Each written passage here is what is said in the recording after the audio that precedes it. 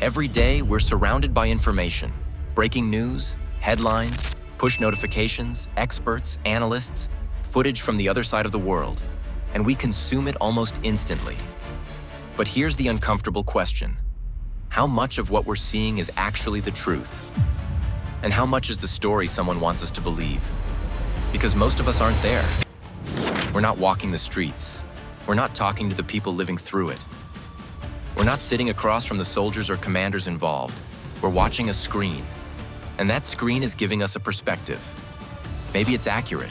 Maybe parts of it aren't. Maybe there's context we're not getting. And maybe sometimes there's a narrative being shaped before we ever have a chance to question it. So how do we know what to believe? How do we separate facts from framing? And in a world where everyone seems to have their own version of the truth, who gets to tell the story? Today, we're getting into media, war, information, and the uncomfortable space between what actually happened and what we're told happened. Let's get into it. Welcome to Art of Words, where language is strategy and every word has consequences.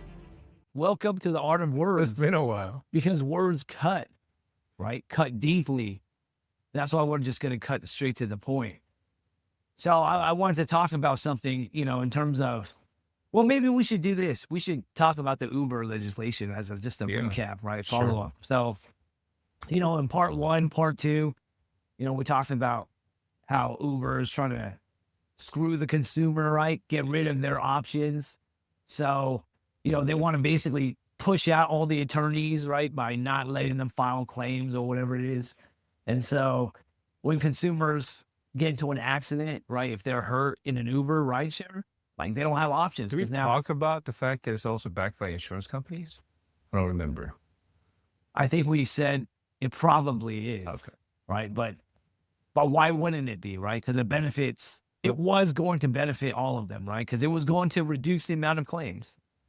But apparently, because the plaintiffs organization, CAOC, they put out other conflicting anti-legislation, right?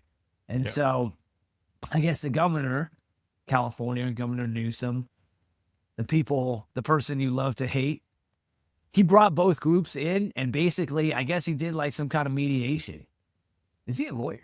He's a lawyer. He's a lawyer. Okay. So he did some kind of mediation and ended up getting some agreements on both sides to allow them to change the proposed legislation. I mean, basically, essentially, they pulled both pieces of legislation. Right. So Uber pulled their legislation in November. Yeah, and then CAOC pulled their anti-legislation, right? And then instead of that, I guess they're gonna propose some changes to existing law or something in order to effect a compromise. Yeah. So, I mean, I guess we can say that in the war of words, the only thing that won here is more words, right? Yeah. In order to fight against Uber's words, a group of attorneys had to go and put out their own words to counter their words, Yeah. And sometimes that's all you got, right? Because, what are you going to do? You going to bomb each other? Right? Because, we see that, right? With Iran, right? There was a war of words, right? They're trying to fashion an agreement for peace, right? And then, but they kept on jostling back and forth as to what the terms are going to be. Who's it going to include? The Houthis, is it going to include, I think it was a ploy. I think the whole time when they're negotiating, they were trying to see what the other side was going to do. But I think America all along knew they were going to go back in offensive at some point. And then, President Trump had to buy some time to renew their 60 days. You mean they wanted Iran not to comply? Yeah. I think they do. Because think about it. They knew Israel was not going to allow that peace to continue. They were going to do something because the problem they raised is not the fact that Israel was attacking Iran. Israel was attacking Lebanon, and that basically broke the peace. And then but U.S. knew that. I think they were trying to see what Iran had, basically had coming. Wasn't it Iran that actually broke That's the the peace allegation. terms? No, is that by Because they were Israel, attacking the ships in the strait. but that's because what they're saying Israel basically continued to attack Lebanon. Because there was supposed to be a peace treaty with Lebanon too. You mean they're attacking Hezbollah Yes, in Lebanon? yes. I don't know all of the specific terms. I don't know if it covered Hezbollah in Lebanon. It did. It did. It was part of the It agreement. was a complete armistice. Yes. I don't know. Anyways, all I know is that those words didn't work, right? But in that kind of conflict, right? Like there's something else, right? Yeah. Words lead into actual physical, right? Like murder, death, kill stuff. But you don't get there without words, though, right? So Like you don't just start slinging bombs at somebody unless you had words, maybe even historical words, right? Like there's some historical hatred in that region. And there's obviously been a lot of words exchanged over the hundreds, thousands of years, right? That they've been fighting. it's actually So- not that long. It's What, the United Since- States since 1948? since the English moved out and then Israel set up their own country. Well, that's when the actual conflict started. Or when Israel first created their Yes. nation state, Yes. like in 48. But then there was, they had a whole agreement to that. Well, English basically gave when they pulled out of Palestine or right now, where they occupied by Israel. They first promised Palestinians it's going to be their land, and then they later promised Israelis, okay, we'll give it to you too, and then they just pulled out, and that's where the whole thing conflict started. So But there was going to be conflict anyways, let's be honest, right? Because there's some religious, like, undertones to all of this, right? Like, fundamentally, it's like, but I think you are now Muslim. it's kind of that's being used as an excuse politically. I think it's more political than religious. People obviously are moved by the religious undertone, but I think the motivation behind moving those people are more political. Because if you think about what people who are in charge of both countries do, they're living really well, unlike their own people.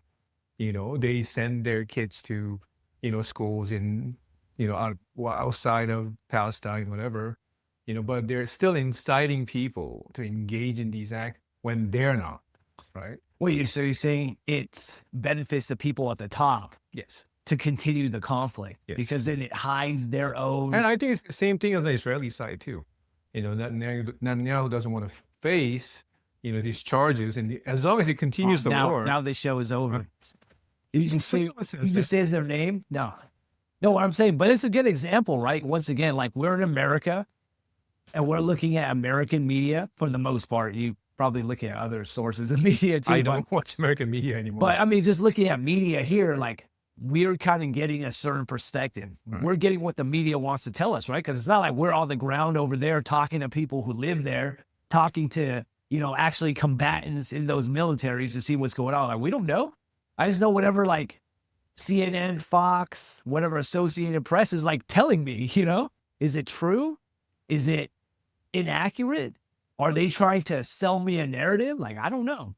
Who's buying their narrative, right? Who's controlling the narrative that they're putting out there? Yeah, no, it's very true. I think words are being used, at all fronts to manipulate people, convince people this is the right thing to do, and then the other side says obviously words to convince otherwise. And, but undertone is not in our society, it's not religious driven for the most part. Some are, but it's political power, and then make people believe they have a cause to basically believe or commit themselves, even if they're not doing anything, even if they're just keyboard warriors to say something regarding, certain aspect of current affair.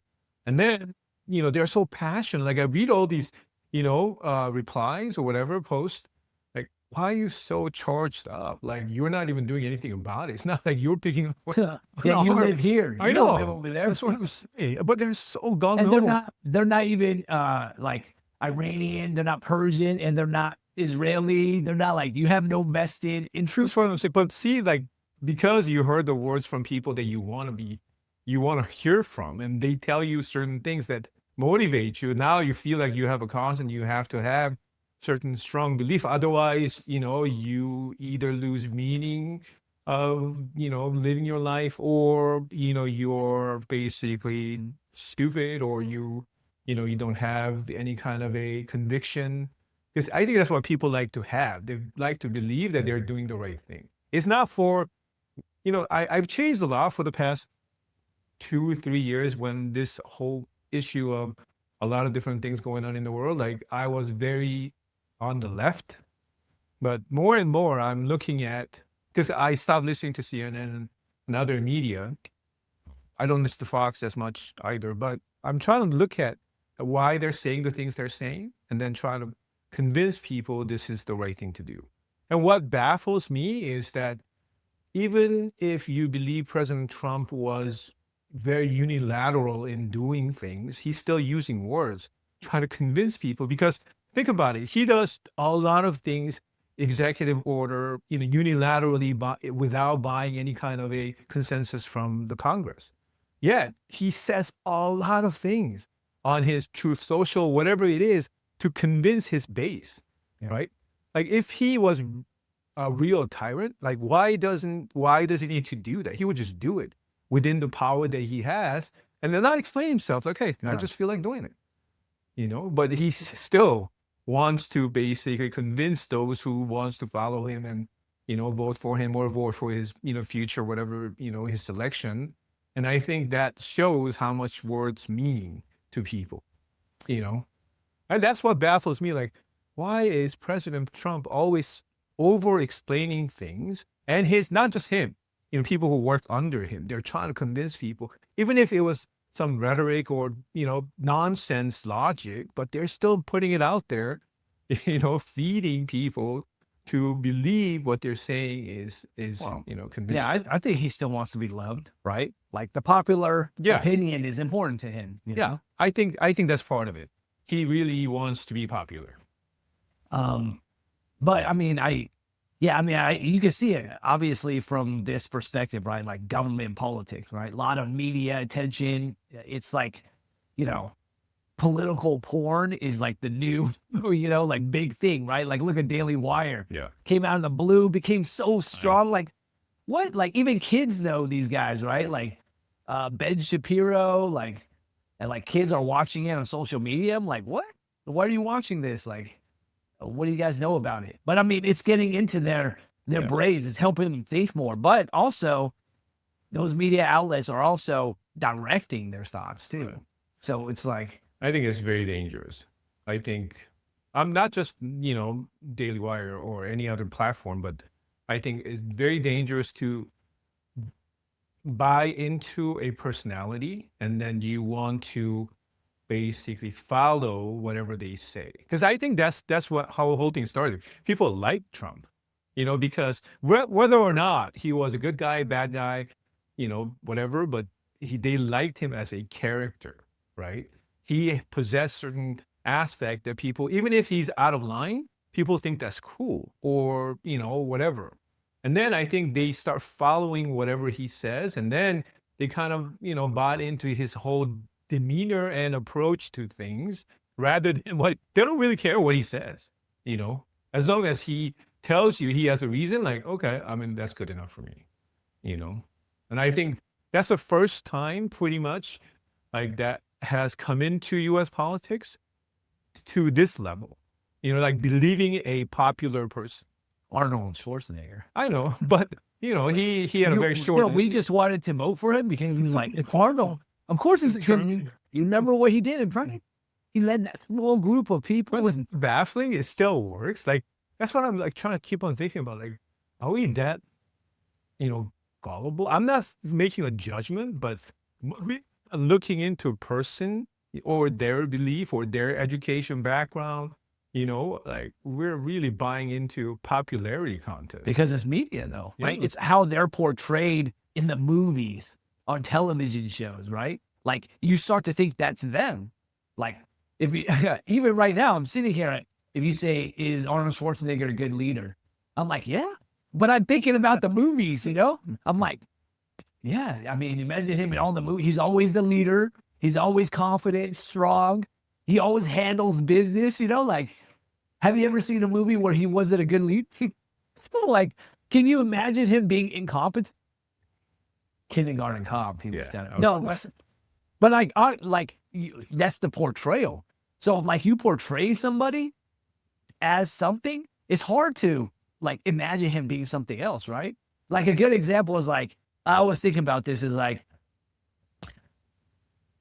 you know, like most of my life I've had hair, right? Like my hair is like big grown now, right?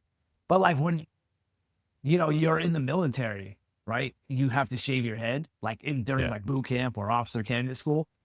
And so when you see all the other guys, everyone's head is shaved, right? So then you only know them with their head shaved. I don't have any idea Yeah. what they look like normally, right? Yeah.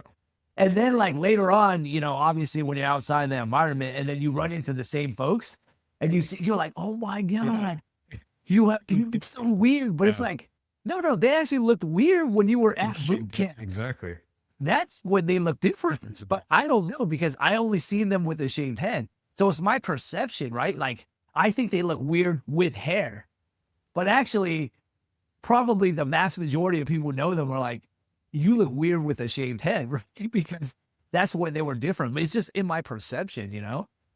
So, I mean, it worries me that like sometimes I see the media trying to put out a certain narrative and I don't know what the intent is, right? So, I just wanted to actually talk about this particular scenario. You know, South Carolina? Which one? That's the lower one. North Carolina? No. South Carolina. So, I think it was Spartanburg, South Carolina. There was an Asian family. They're Chinese American family. They owned a convenience store. If you don't know about South Carolina is one of the states. Obviously, it's a southern state, but it's one of the states that I think are now majority minority. But the vast majority of the minorities are African American, right? So, you know, this Chinese family, I don't know how they found their way to South Carolina, but, you know, they actually have a convenience store. And I guess this 14-year-old kid, right? He's African American. He came in and he was like acting weird, right? So like, but you can see in the video recording, like the Asian families doing that traditional thing, you know, like starts like pretending they're like stocking something, but like they're like looking at the kid, like the wife, she's like just like Yeah, of course. 20 feet away, you know? But he's like taking water out and then he like putting water back into the thing, you know? So I guess at some point, like he turns and starts going to register and then they can see like he maybe has something. So like he starts walking and then all of a sudden he just turns and just runs, right? So the son, I don't know how old he is, but he's maybe like, I was starting to say like 30. He's an adult. He's like, hey, come back. And he basically runs out of the store after him.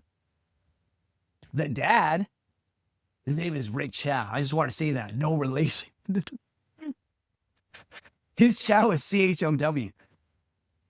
He sees the son run out, whatever, and he runs too, right?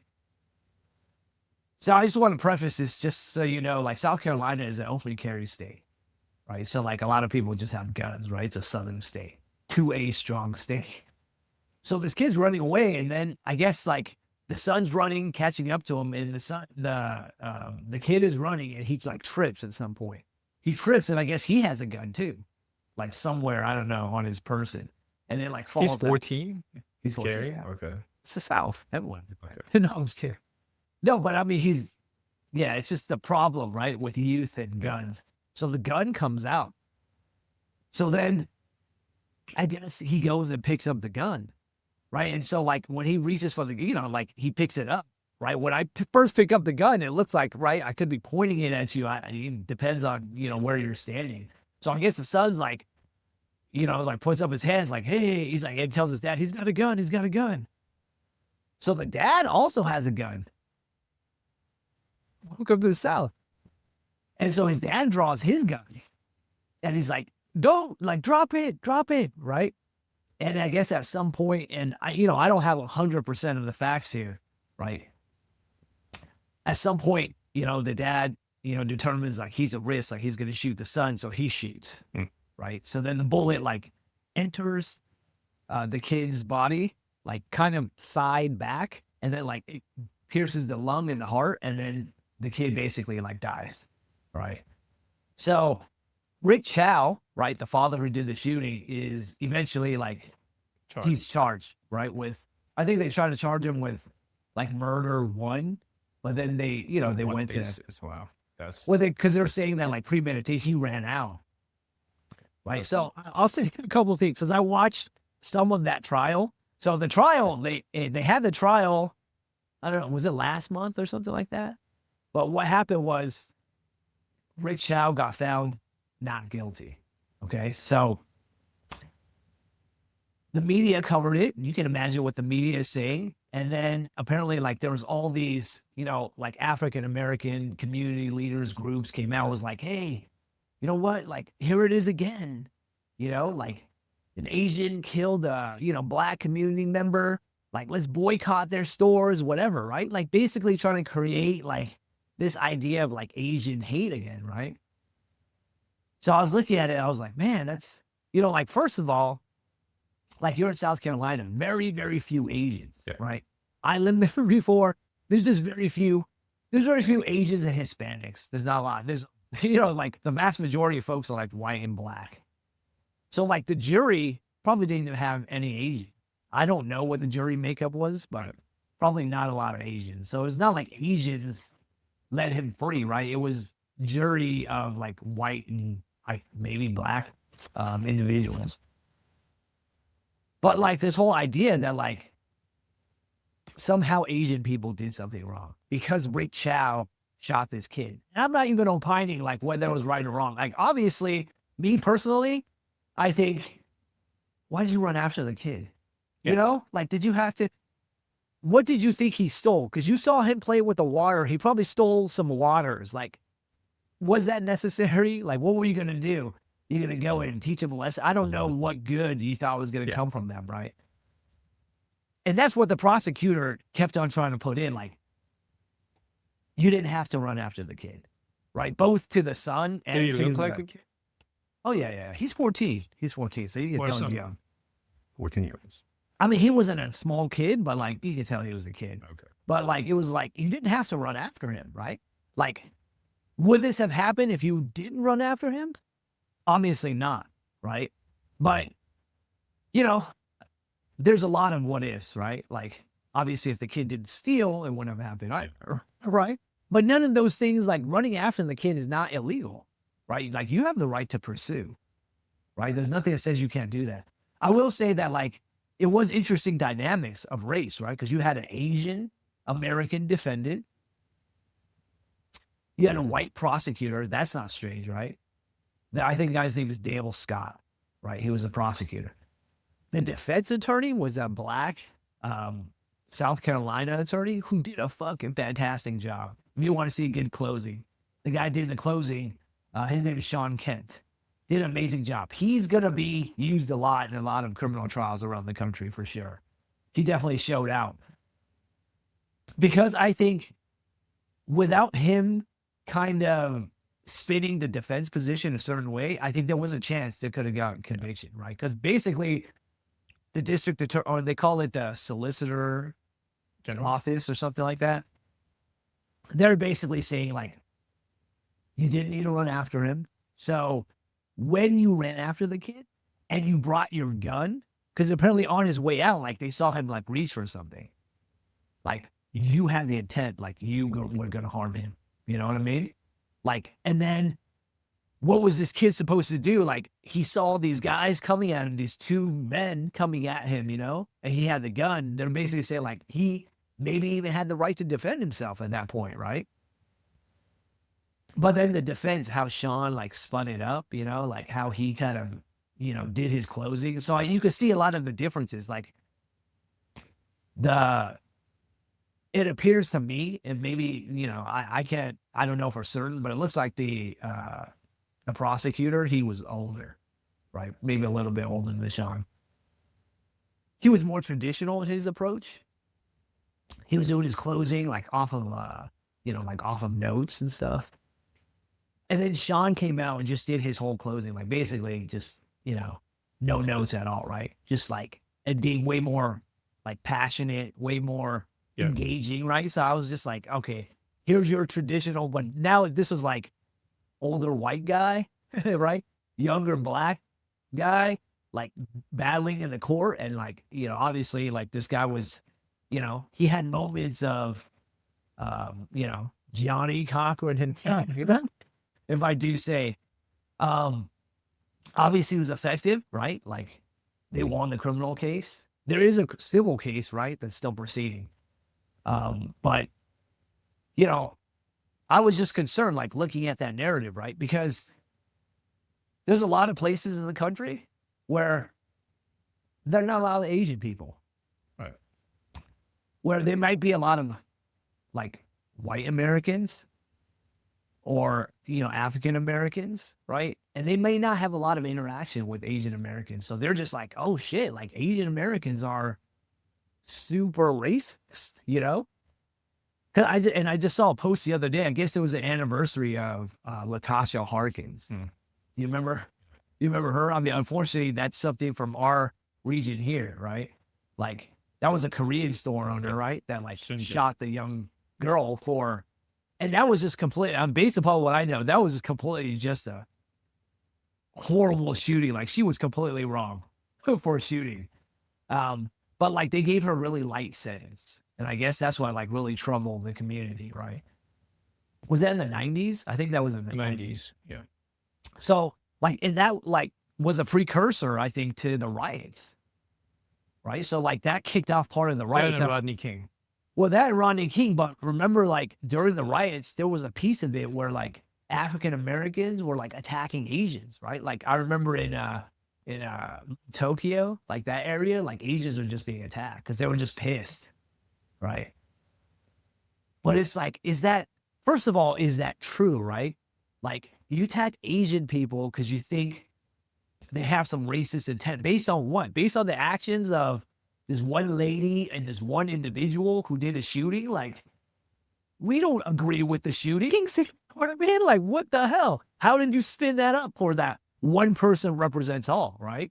Like the media always makes that like single incident scenario, makes it so much bigger and dramatizes it for the whole community.